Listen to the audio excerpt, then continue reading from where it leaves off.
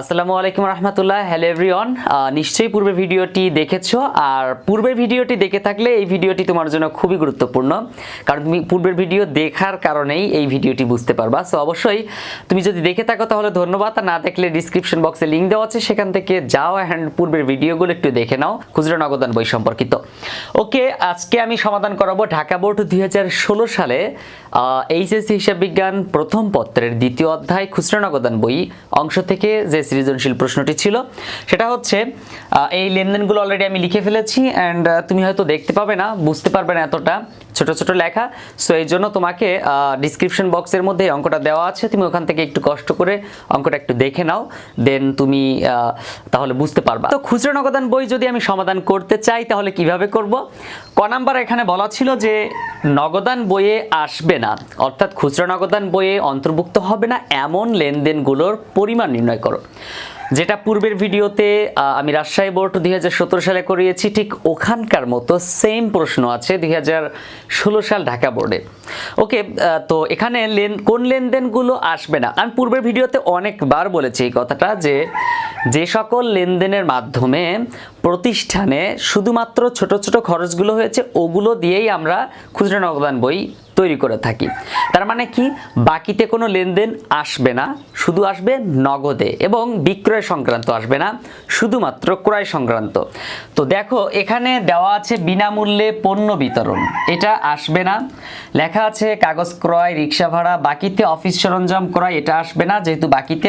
Internet ব্যয়, বাস ভাড়া প্রদান, পুরাতন খবরের কাগজ বিক্রয়, এটা আসবে না। ডাক খরচ প্রদান, মনিহারি খরচ প্রদান, পুরাতন খবরের কাগজ বিক্রয়, আবার এইগুলো আসবে না। তাহলে আমরা দেখতে পেলাম এই চারটা লেনদেন আসবে না। সো আমাদেরকে এখন কি করতে হবে? জাস্ট ক নাম্বারের জন্য আজীবন একরকম ছকই ব্যবহার করা হয়, তারিখ, বিবরণ, টাকা, টাকা। ওকে, তো তারিখ, বিবরণ, টাকা, টাকা। তাহলে কোন কোন লেনদেনগুলো আসবে না? 2 তারিখ, এপ্রিলের 2 তারিখেরটা কি ছিল? পণ্য বিতরণ। সো আমরা এখানে লিখি পণ্য বিতরণ, তোমরা একটু সুন্দর করে লিখে নেবা প্রশ্ন থেকে। পণ্য বিতরণ 850 টাকা। তারপর ছিল বাকিতে অফিস সরঞ্জাম ক্রয়, এপ্রিলের 9 তারিখে অফিস সরঞ্জাম ক্রয়, অফিস সরঞ্জাম 1800 টাকা, 1800 টাকা। তারপর ছিল পুরাতন খবরের কাগজ বিক্রয়, 14 তারিখ, পুরাতন খবরের কাগজ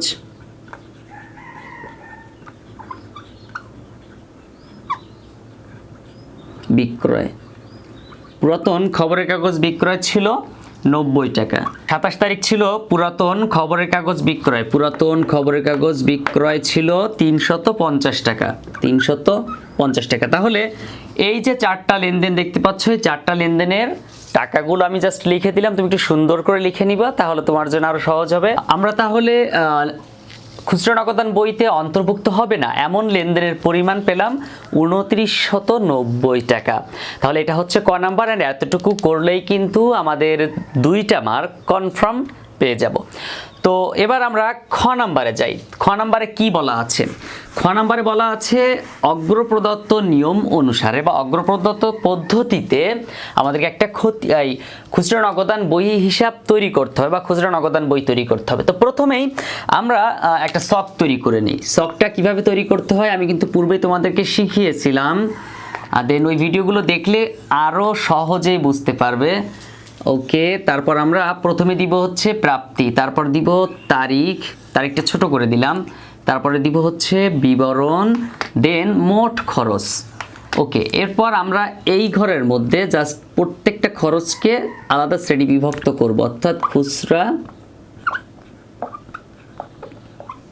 খরচগুলো বিশ্লেষণ করব।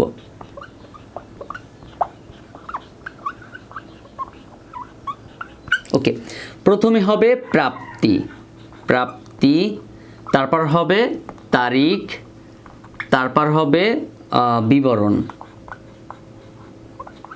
তারপর হবে প্রদান বা মোট খরচ, আমরা মোট খরচ দেই, মোট খরচ, তারপর আমরা হিসাবের বিশ্লেষণ করব, খরচের বিশ্লেষণ করব। ওকে, তো খরচের বিশ্লেষণ করতে হবে কিভাবে?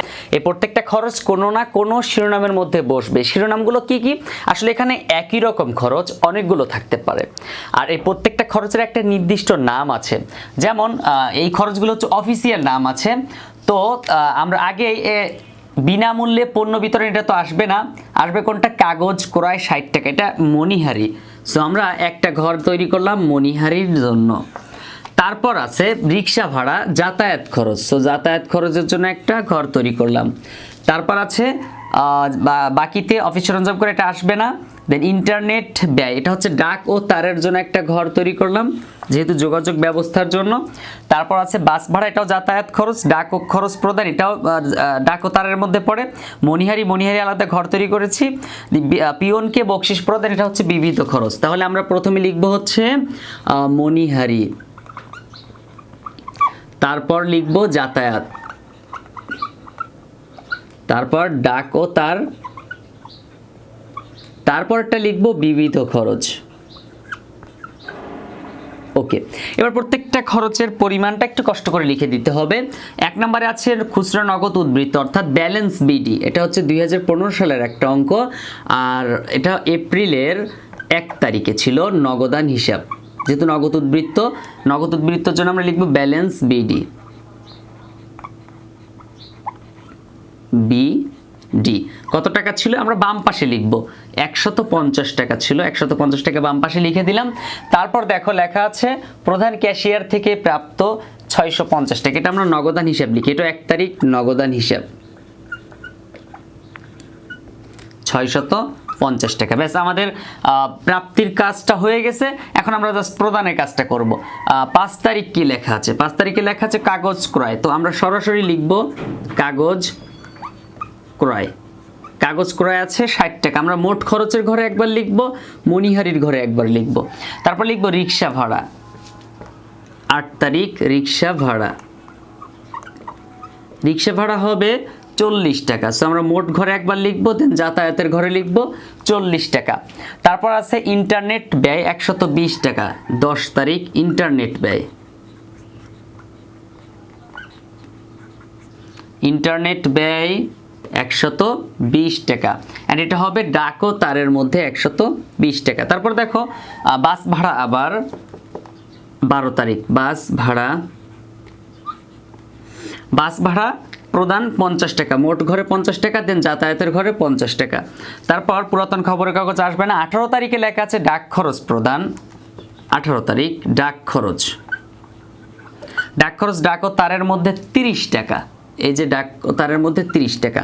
তারপর আছে মণিহারি খরচ প্রদান 40 টাকা, এটা হলো 22 তারিখ মণিহারি, 40 টাকা মোট ঘরে একবার বসবে, দেন বসবে হচ্ছে মণিহারির ঘরে 40 টাকা।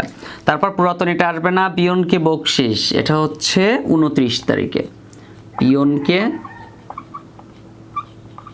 বকশিস। এখন পিয়নকে বকশিস 50 টাকা, এটা এখানে লিখব, আর বিবিধ খরচের মধ্যে লিখব 50 টাকা। এখন মোট খরচের পরিমাণ নির্ণয় করতে হবে প্রত্যেকটা ঘরে। সো মোট খরচের পরিমাণ এখানে প্রথমে একটা দাগ দিয়ে নিব। তারপর আমরা এই মোট খরচটা আগে হিসাব করি 390 টাকা, আর এখানে যদি আমরা হিসাব করি তাহলে হবে 190, 150, 50। ওকে, তাহলে আমরা এই পরের ঘরগুলো জাস্ট ডাবল দাগ দিব, দেন সবগুলার নিচে একবার করে খতিয়ান পৃষ্ঠা লিখতে হবে সংক্ষেপে। সো খতিয়ান পৃষ্ঠা, খতিয়ান পৃষ্ঠা, খতিয়ান পৃষ্ঠা, খতিয়ান পৃষ্ঠা। ওকে, আর এদিকে দেখো বাম পাশে যে টাকাটা ছিল সেটা এখানে লিখব। কত টাকা ছিল? 800 টাকা ছিল, এটা আমি ডাবল দাগ দিয়ে আটকাবো। এই 800 টাকা আবার ডান পাশে লিখবো 800 টাকা, দেন এখান থেকে আবার এটা বিয়োগ করব। তো এখান থেকে যদি এটা বিয়োগ করি তাহলে হয় 410 টাকা। এটা হচ্ছে ব্যালেন্স সিডি এপ্রিলের 30 তারিখে। দেন এপ্রিলের পরে হচ্ছে মে মাস, সো আমরা মের 1 তারিখে আবার লিখবো ব্যালেন্স বিডি, ব্যালেন্স বিডি। তবে টাকার পরিমাণটা ডান পাশে হবে না, এখন হবে বাম পাশে, 410 টাকা। যেহেতু অগ্রপ্রদত্ত নিয়ম অনুসারে করতে বলেছে, সুতরাং আমরা কি করব, মেয়ের 1 তারিখে লিখব নগদান হিসাব। অ্যান্ড আমাদের খরচ হয়েছিল 390 টাকা, সেই 390 টাকা জাস্ট টান দিয়ে এখানে লিখে দিব 390 টাকা। তাহলে এটা হয়ে যাবে আমাদের অগ্রপ্রদত্ত নিয়ম অনুযায়ী। আর খতিয়ান করার জন্য একটু কষ্ট করে পূর্বের ভিডিওটা দেখে নাও, কারণ পূর্বের ভিডিওতে খতিয়ান করিয়েছেন। খতিয়ান করাটা বারবার করানোর প্রয়োজন হয় না, কারণ তুমি খতিয়ান কিভাবে করবা, প্রথমে জাবেদা করবা। আর জাবেদা কিভাবে করতে হয় তুমি তো নিশ্চয় জানো। প্রথমে যে টাকাটা আমাদেরকে প্রদান করে এই টাকার জন্য জাবেদা লিখব খুচরা নগদান হিসাব ডেবিট অ্যান্ড নগদান হিসাব ক্রেডিট। 650 টাকা ডেবিটের ঘরেও বসবে, ক্রেডিটের ঘরেও বসবে। তারপরের কাজ হচ্ছে আমাদের এই প্রত্যেকটার জন্য আলাদা আলাদা। প্রথমে লিখব মনিহারি হিসাব 100 টাকা, খুচরা নগদান হিসাব মনিহারি হিসাব ডেবিট 100 টাকা, খুচরা নগদান হিসাব ক্রেডিট 100 টাকা। তারপর যাতায়াত খরচ 90 টাকা ডেবিট অ্যান্ড খুচরা নগদান হিসাব ক্রেডিট 90 টাকা। তারপর ডাকতার 150 টাকা ডেবিট অ্যান্ড খুচরা নগদান হিসাব ক্রেডিট। তারপর বিবিধ খরচ হিসাব ডেবিট 50 টাকা অ্যান্ড খুচরা নগদান হিসাব ক্রেডিট 50 টাকা। তারপর আমরা কি করব, যদি জাবেদাই করতে পারি তো জাবেদা করার আরও একটা ধাপ আছে, 3টা ধাপ। তারপর একটা ধাপ হচ্ছে 390 টাকা দেখতে পাচ্ছ, এটা লিখবা ঠিক 1 নাম্বারের মতো করে প্রথমটা যেভাবে লিখেছিলে, খুচরা নগদান হিসাব ডেবিট নগদান হিসাব ক্রেডিট। তো এই 3টা ধাপ করার পরে আমরা খতিয়ান তৈরি করব। খতিয়ানগুলো কি কি হবে, জাস্ট প্রত্যেকটা ছক খতিয়ানে তুমি চলমান জের ছক করলে বেস্ট হবে। দেন প্রত্যেকটা ছকের শিরোনাম হবে মনিহারি একটা, যাতায়াত হিসাব একটা, ডাকতার, বিবিধ খরচ হিসাবে। অ্যান্ড সবগুলোর ভিতরে জাস্ট নগদান হিসাব টাকা 2টা ডেবিট পাশে বসালেই হবে। ওকে, তো এই হচ্ছে আমাদের আজকের ভিডিও। পরবর্তীতে আবারও দেখা হবে। অ্যান্ড ততক্ষণ পর্যন্ত সুস্থ, সুন্দর এবং মনোযোগের সাথে পড়াশোনা করতে হবে। আসসালামু আলাইকুম রহমতুল্লাহ।